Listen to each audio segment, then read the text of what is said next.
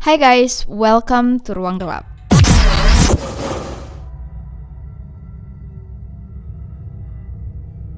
Sebelumnya gue udah membahas cerita The Origins of Annabelle, cerita asli dari boneka Annabelle. Kalau kalian belum nonton, klik video di sini.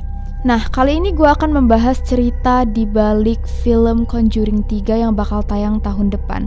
Jadi Conjuring 3 ini tetap cerita asli juga dari Lorraine dan Ed Warren. Kalian pasti udah tahu kan mereka siapa. Jadi kisah nyata di balik Conjuring 3 itu dinamain dengan case The Devil Made Me Do It. Karena ini tuh memang kasus pembunuhan yang katanya sulit banget untuk diadili di pengadilan karena terdakwa pembunuhnya ini tuh dipercayai kerasukan waktu dia itu ngebunuh korbannya. Jadi pada tahun 1981 di tanggal 16 Februari, jadi kasus ini menceritakan tentang Arnie Cheyenne Johnson yang membunuh bos tunangannya yang bernama Alan Bono. Tapi cara membunuhnya ini tuh yang menjadi kontroversi. Jadi di hari itu Cheyenne bangun dan Cheyenne ini ngerasa dia sakit tenggorokan. Jadi dia nelpon ke tempat dia kerja untuk minta izin nggak masuk. Tapi hari itu si Cheyenne ini pergi nemuin tunangannya yang kerja di tempat pet grooming. Jadi Debbie ini lagi nge-grooming anjing yang menurut mereka tuh super jelek. Gua nggak tahu nih maksudnya super jelek tuh kayak gimana. Jadi mereka tuh ketawa-ketawa sambil motongin si bulu-bulu anjing ini sambil ketawa-ketawa. Terus Cheyenne ini kayak bilang, oh kayaknya kita panggil aja tuh Mary sama Wanda. Jadi Mary ini tuh sepupunya Debbie, Wanda itu adiknya, buat ngeliat si anjing jelek ini. Kasian banget si anjing ini. Waktu bos Debbie ini turun dan ngeliat ada Mary, Wanda, dan Cheyenne yang nemenin Debbie, bosnya ini so fine, dia kayak nggak marah kok si Debbie ngajak banyak orang. Justru Alan ini malah ngajakin mereka buat lunch bareng. Jadilah mereka pergi ke restoran yang deket dengan tempat pet shop ini. Tapi nggak tahu kenapa Alan ini pengen minum wine di siang hari itu. Jadilah dia pesen banyak banget wine dan dia beneran mabok saat itu, super mabok. Jadi Cheyenne sama Debbie kayak ngajakin, ya udah kita pulang aja yuk sebelum kayak tambah mabok lagi bosnya ini. Tapi ternyata bosnya ini malah ngajakin mereka untuk ya santai-santai dulu di apartemennya. Nah, apartemennya tuh di atas pet shop itu doang. Jadilah ya udah mereka mungkin habis makan kan ngantuk atau ya pengen santai dulu, masuk ke apartemen si Alan ini. Tapi Alan ini kayak beneran super mabok banget dan dia kayak tiba-tiba mukulin dinding. Jadi semua orang kan kaget dan takut nih. Nah, Cheyenne waktu itu tuh belum masuk ke apartemen ceritanya. Nah, jadi posisinya itu si Debbie, Wanda, sama Mary itu pada mau turun dari apartemennya. Si Cheyenne emang belum naik ke atas. Pas mereka mau turun, si Alan ini marah, dia gak ngebolehin mereka untuk turun. Jadi Alan ini langsung megang si Mary, bilang jangan turun. Nah, waktu Cheyenne ngeliat Mary ditahan oleh Alan, Cheyenne ini marah, jadi adu argumen lah antara si Cheyenne dengan Alan. Pas mereka lagi argumen, tiba-tiba Debbie sama Wanda itu ngeliat ada cahaya putih, dan si Cheyenne itu langsung diem. Dan si Alan juga bingung kan kenapa Cheyenne tiba-tiba diem. Jadi itu sempat ada keheningan sesaat yang menurut mereka tuh super awkward dan weird. Sebelum akhirnya si Cheyenne ini ngegeram kayak gitu. Dan Alan ini kayak lanjut lagi argumen dengan si Cheyenne yang diem aja. Akhirnya tuh dengan cepat gak tahu gimana, bahkan Debbie dan Wanda pun enggak ngeliat. Maksudnya enggak bisa ngeliat apa yang terjadi. Si Cheyenne itu balik badan terus pergi. Tapi Alannya itu udah jatuh dan mereka ngeliat pisau yang biasa Cheyenne bawa di kantongnya itu udah tertancap di badan si Alan. Kok jadi kayak sialan ya? Oke. Nggak tahu saat itu siapa yang telepon polisi. Sejam kemudian si Cheyenne itu udah langsung diamankan oleh polisi sebagai tersangka. Nah, di sini Debbie itu punya dugaan yang kuat bahwa Cheyenne ini bukan pembunuh Alan. Cheyenne ini anak yang baik, gak pernah marah. Intinya gak mungkin Cheyenne itu ngelakuin hal ini. Debbie yakin Alan ini kerasukan setan. Nah, alasan Debbie yakin kalau Cheyenne itu sebenarnya kerasukan setan bukan cuman gara-gara cahaya yang ada sebelum Cheyenne itu tiba-tiba bertingkah sangat aneh. Tapi berbulan-bulan sebelumnya ceritanya waktu dia baru-baru pindah dengan Cheyenne di rumah yang baru nih. Kok gue ngerasa merinding tiba-tiba ya? Anjir. Adiknya Debbie ini bantuin mereka pindahan. Waktu mereka masuk ke rumah pindahan ini kan semuanya tuh udah kosong ya, kecuali ada satu waterbed. Dan waktu itu mereka tuh ketawa, kok ngapain sih ini orang ninggalin waterbed. Jadi mereka semua tuh pada guling-guling di waterbed ini, tapi David tuh gak mau guling di situ. David tuh cuma diem dan ngeliatin waterbed itu kayak ketakutan. Debbie sama Cheyenne tuh kayak, lu ngapain sih kok kayak ketakutan gitu. Tapi Davidnya tetap bilang dia gak mau ikut guling-guling di waterbed itu. Keluarlah si Debbie sama Cheyenne untuk kembali ngangkut barang dari mobil mereka kan. Waktu David tuh sendirian di dalam ruangan itu, David bilang dia ditarik oleh sesuatu sampai dia jatuh keguling di waterbed. Dan pas dia ngeliat ke atas, itu ada kakek-kakek. Kakek-kakek itu bilang ke dia, beware. Nah, David ini langsung ketakutan, lari ngadu ke Debbie. Dia kan emang deket banget sama kakaknya. Dia bilang ke Debbie, kak lu jangan pindah ke rumah itu, ada kakek-kakek di dalam situ.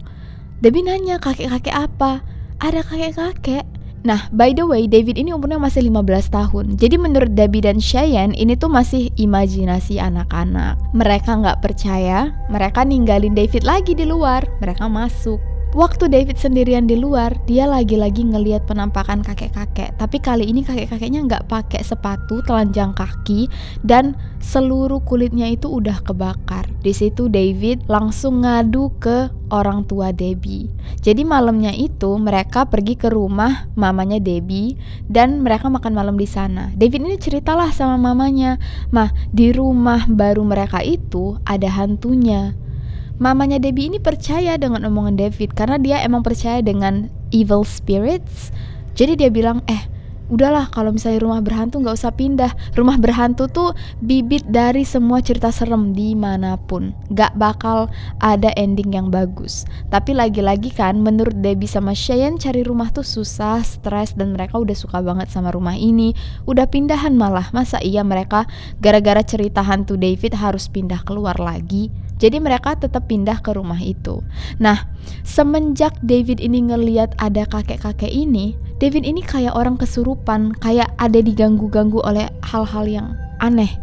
Mulai dari dia tidur itu kadang badannya tuh muter-muter sendiri, kayak twitching. Terus suka ngomong bahasa lain, suka nangis-nangis sendiri, suka kesakitan karena katanya dia luka. Tapi lukanya tuh gak ada yang bisa ngeliat luka apa. Jadi karena khawatir, mamanya, Debbie, sama Cheyenne itu bawa si David ke dokter. Tapi dokternya bilang gak ada apapun yang terjadi dengan adiknya ini. Kayak everything's fine, there's nothing wrong with your brother. Mereka have no explanation kenapa David mengalami hal-hal aneh ini.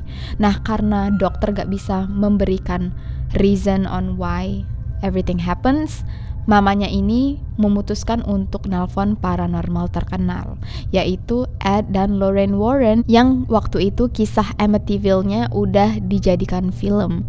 Jadi nyokapnya ini percaya Lorraine dan Ed ini bisa bantu anaknya. Menurut kesaksian Lorraine dan Ed Warrens, David ini ternyata dirasuki oleh setidaknya 43 setan. Satu aja udah serem, ini 43. Jadi mereka tuh banyak panggil pendeta-pendeta untuk melakukan exorcism pada David. Tapi tiap kali dikeluarin 1, 2, 3 masih ada sisa kan, soalnya ada 43. Seberapa lama David harus menderita sampai semuanya keluar itu nobody knows. Nah, berhari-hari, berminggu-minggu, berbulan-bulan David tingkahnya kayak gini, lama-lama semua orang tuh capek. Dan suatu hari Cheyenne itu kasihan dan kesel banget sama setan yang ngegangguin si David ini. Dia teriak ke David dan bilang, setan, lu kalau misalnya mau gangguin orang, jangan gangguin anak kecil dong, gangguin gua aja nih, orang yang udah gede. Lu cupu banget sih. Kayak dia ditantangin sama si Cheyenne.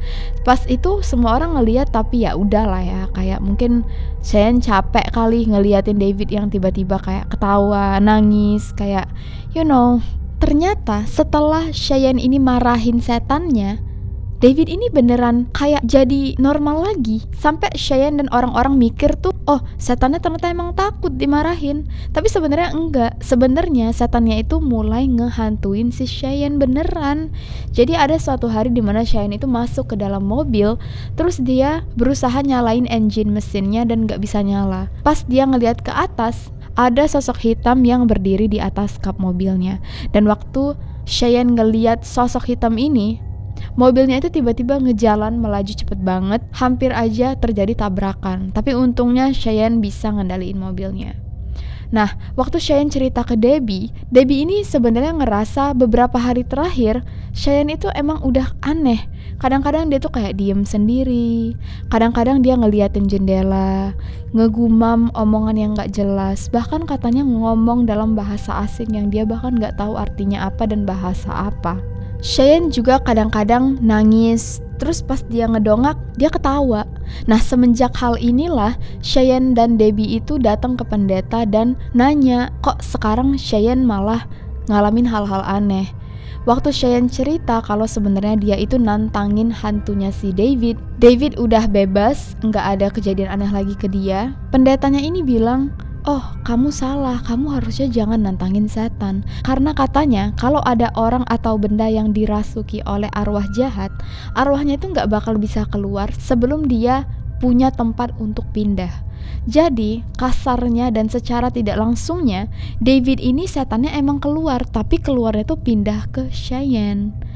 Nah, jadi Cheyenne ini juga dieksorsis beberapa kali oleh pendeta-pendeta. Makanya saat Debbie dan Wanda menyaksikan David tiba-tiba diam membatu dan tiba-tiba dia udah ngebunuh Alan secepat itu aja, Debbie ini yakin, seyakin-yakinnya sebenarnya yang ngebunuh itu bukan tunangannya, tapi setan itu. Waktu dibawa ke pengadilan, pengacara Cheyenne ini mencoba untuk manggil para pendeta yang menyaksikan dan melakukan pembersihan ke David dan ke Cheyenne-nya sendiri. Tapi satu persatu gereja ini malah gak mau lagi ikut campur ke kasus pembunuhan ini. Banyak pendeta yang dimintai kesaksian dipindahkan ke gereja-gereja lain. Karena itu gak ada kesaksian resmi yang bisa dijadikan bukti bahwa kejadian paranormal ini emang terjadi. Meskipun Lorraine dan Ed Warren itu punya bukti bahwa pendeta-pendeta ini terekam di kamera melakukan exorcism ke David dan ke Cheyenne. Menariknya lagi, dari hasil autopsi pertama, di tubuh Alan itu ditemukan 4 luka tusukan. Salah satu tusukan yang paling fatal itu tusukan di perut yang lalu ke atas sampai ke jantung si Alan. Nah, menurut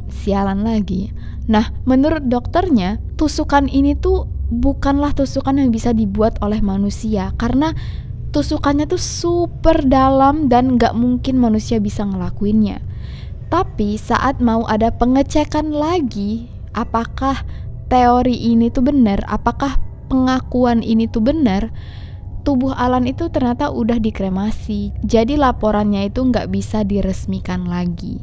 Jadilah Cheyenne nggak punya bukti apapun yang mendukung tentang paranormal, yang cuman bisa dibawa oleh pengacaranya ke pengadilan itu bahwa Cheyenne dirasuki, tapi bagi juri dan hakim, pernyataan ini tuh membingungkan dan tidak bisa dibuktikan secara saintifik.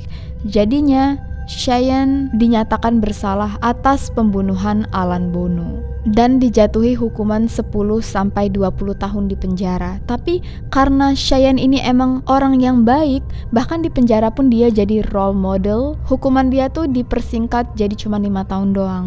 Sampai sekarang Cheyenne dan Debbie hidup bahagia dan mereka masih mempertahankan statement mereka bahwa waktu itu yang membunuh Alan Bono bukanlah Cheyenne, tapi setan.